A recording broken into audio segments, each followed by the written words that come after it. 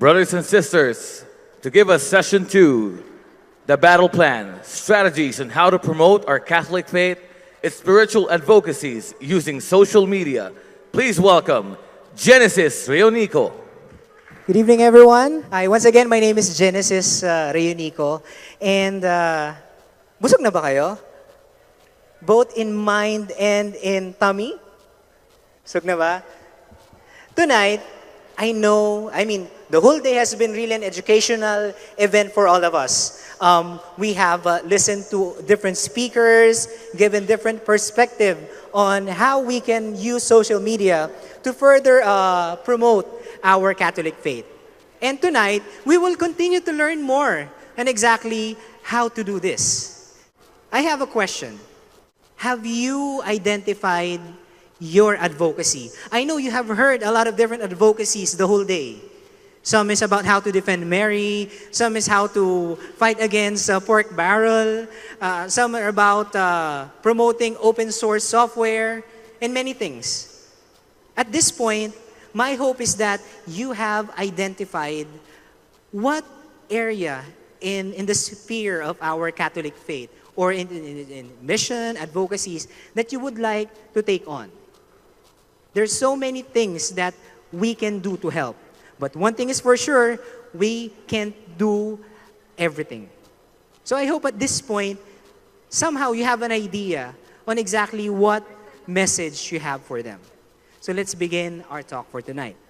So my topic is all about battle plan. As you can see, fists are raised. It's in line with our call earlier for a social media revolution.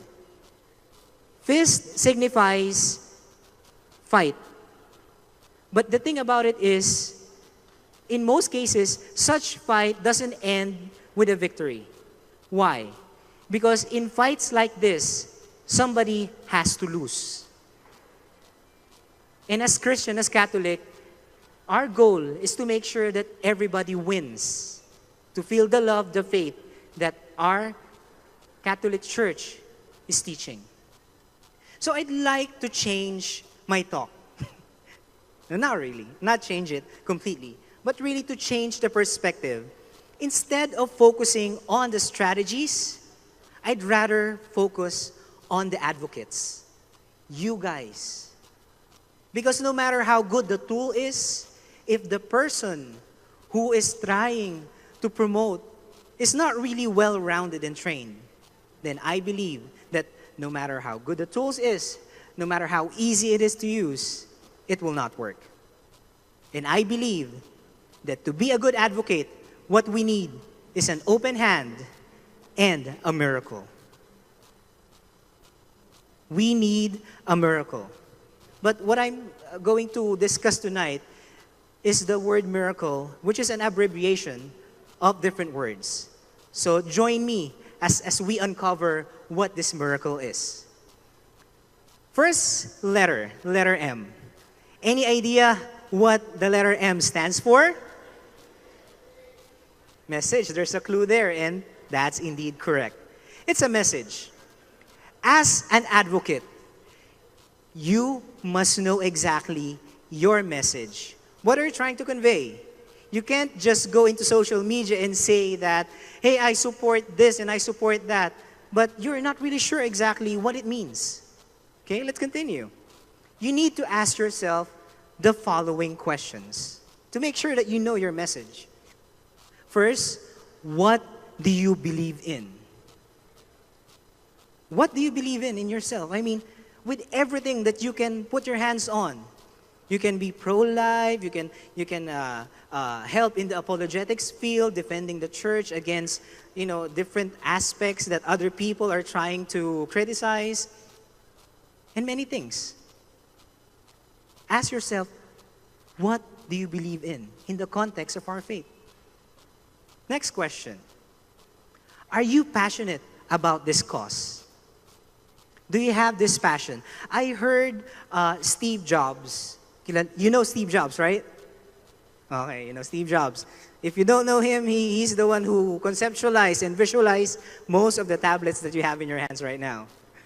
Okay, so Steve Jobs says that a person must be passionate in order for them to work with Apple. The reason for this is because, one, he is a hard boss. He's really hard to please. He has high standards in what in the output that he wants to have and achieve. The next thing is, he says that a person must have passion because here in Apple, there's a lot of challenges that they may face. And if you don't have passion, chances are you will quit. So my question to you again is, on this thing that you believe in, if you have identified it already, are you passionate about this?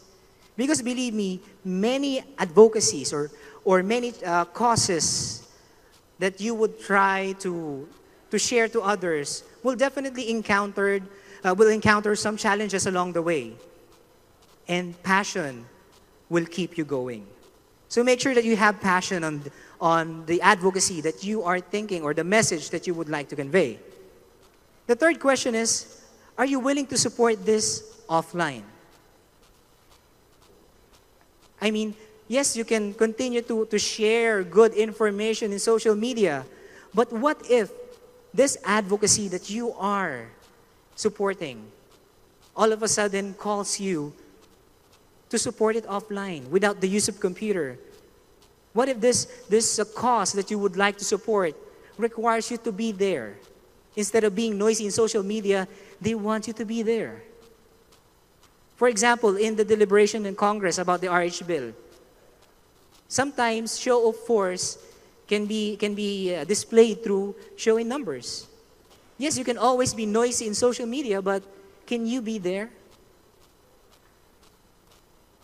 These three questions will definitely define exactly what advocacy you would really like to work on. And if that advocacy that you have in mind really fits into this three questions. Now, assuming that you have identified your advocacy, you need to be clear with your message. Complete the statement below. I support this advocacy because. You can say that, hey, I'm a pro-life. I value life from conception until death through old age or sickness. But still, are you really clear about your message? So you need to fill in this blank. I support this advocacy because I believe, I want, I will. This is what I stand for. It can be a sentence or two. But at least when somebody asks you, why are you doing this? I support this advocacy because. It's just like an elevator pitch. It's something like that. It could be one paragraph, but you should be clear. Because no matter, just like what I've said, no matter how good the tools is in social media, if you're not clear with your message, you're just a noise in social media. Okay? Let's move on. Letter I.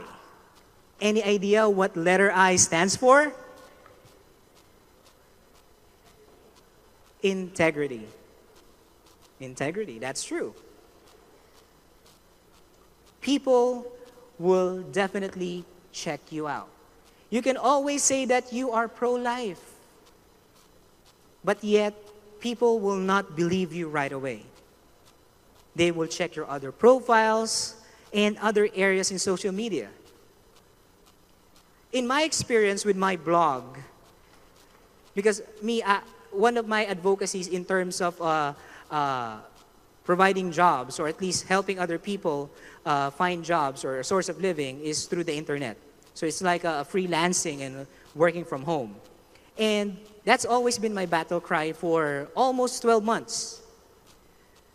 Now, all of a sudden, I kind of feel tired because doing freelance jobs, there are times that you will not have any clients. So you will not be earning anything.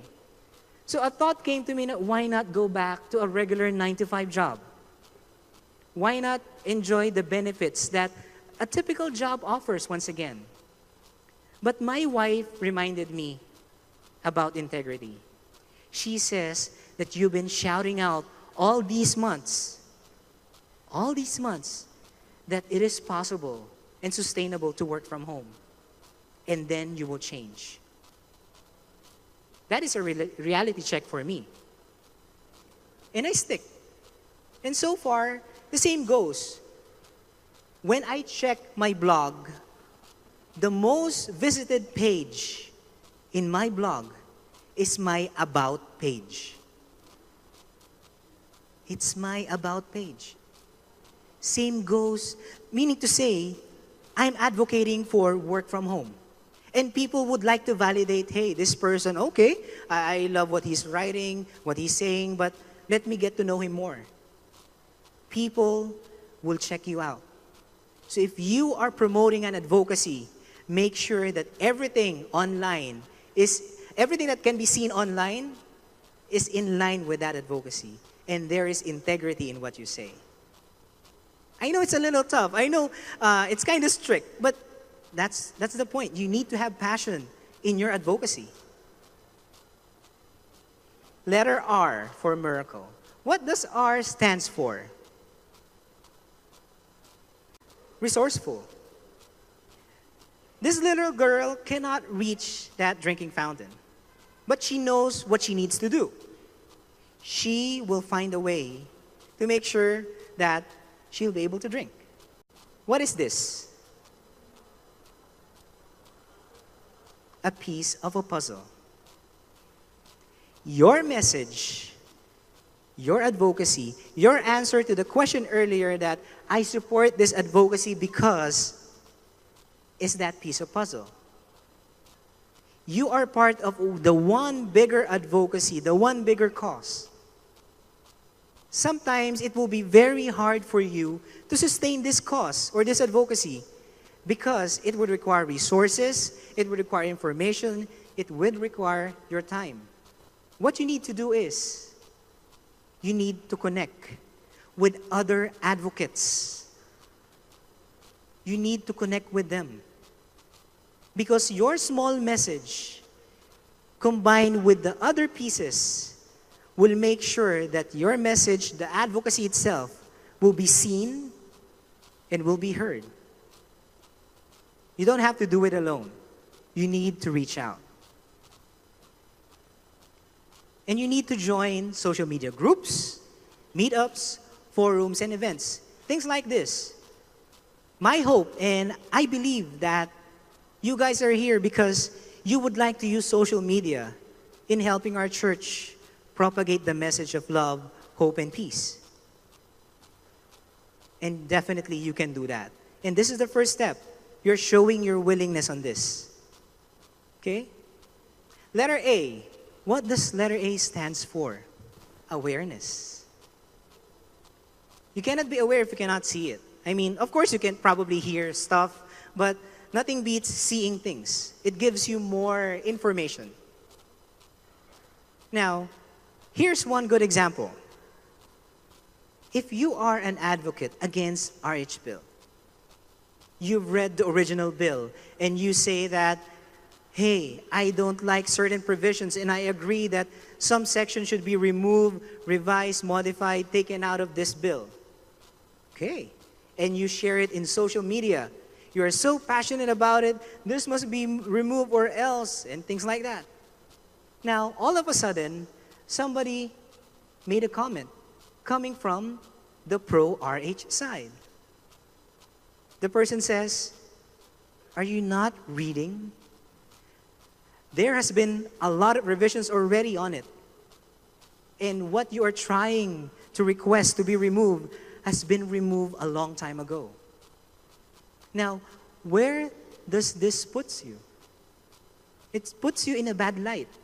It puts you in a situation where no matter how passionate you are, if you are not aware on what is happening in the field that you are advocating on, chances are you will lose your integrity, going back to letter I, and credibility.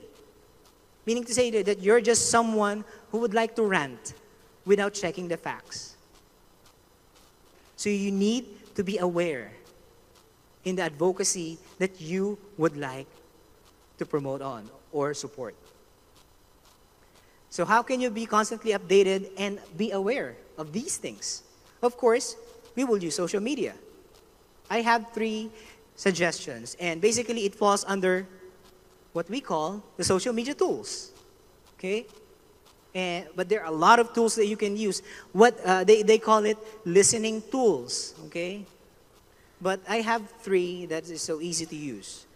You can, of course, always use Google Alerts. You can access it by visiting alerts.google.com. How does it work? For example, let's go back to our example, the RH bill. Just put there the word RH bill. Of course, create an account first. And then put the word RH bill and then save it. What will happen is every day, or it depends on how often you set the settings, anything that happens online with the mention of RH bill will be emailed to you. So Google will be the one doing the updating for you as long as they see that keyword. Okay? So it could be pork barrel. Could be anything that you like to monitor. So you can use Google Alerts. It's so simple to use. Another is by subscribing to credible blogs that talks and support your advocacy. I put the word credible there because nowadays it's so easy to create a blog. And in fact, I have this notion or somehow an idea probably that even those that are against for example, we are against the RH bill. Somebody from the pro might actually create a blog to somehow mislead those who are against it. Probably to drown the information out there by publishing different informations also to confuse those who are not aware. Which goes back. So as you can see, the word miracle somehow the letters are dependent to one another. Let's continue. You need also to connect with influencers and key personalities who are in the know on what is happening. One good example is Miss Peachy. If you are, let's say you would like to get an update on exactly what's going on with the campaign against the pork barrel, although we know already that the Supreme Court have issued a ruling that it's unconstitutional. But still, there are a lot of things happening behind the scene. And who else should we ask better than those who are actually on the field? So, Miss Peachy is definitely someone that we can trust because she's the one who's actually one of the personalities and influencers within that niche or within that advocacy. So my question is, do you know who are the influencers or key personalities in the advocacy that you are supporting? You need to identify them. And in our case, it's very easy to reach out on them. One, of course, you can attend events like this or events that they actually go to, or simply look for them in Facebook. I believe that all of us here have a good heart, that if someone is willing to support our cause, we will open our doors for them. Letter C. What does letter C stands for? Chismis. The picture may look like, they're doing gossips, but really, it stands for communicate. Some of you may say, isn't it obvious? I mean, social media is all about communication. But the truth is, some people are not doing this. Here's an example. This is a post about a video created, or should I say recreated, for the typhoon victims. I erased or covered the name of the person for their, integrity as well. But because what they did is not really wrong, but they could do more. They simply shared the video. But what are they trying to say? Are they really communicating? Or they're just adding additional noise in social media? Our friend from 100% Katolikong Pinoy communicated to everyone in their community. They simply shared the information, and as you can see, people are responding. Social media is all about communication. Sharing is important, but you need to talk to people. Don't just post links without really adding more into it.